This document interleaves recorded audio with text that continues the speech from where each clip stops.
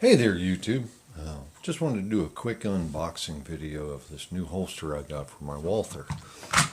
It's made by Concealment Express. Nice edges on the kydex, adjustable retention. You can adjust the cant.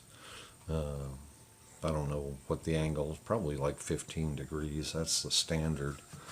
The instructions are right here. You just are just loosening these screws, and apparently you can adjust the angle.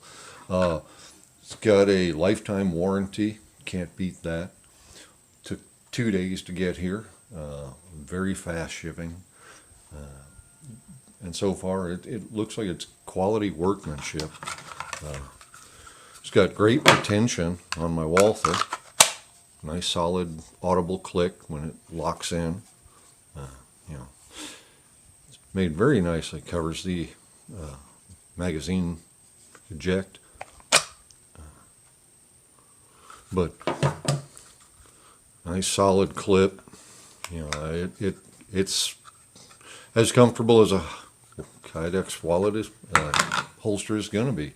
So, but for 35 bucks, I think it's a deal. And let me know what you think in the comments below. Okay, thank you. Have a great day, and like and subscribe.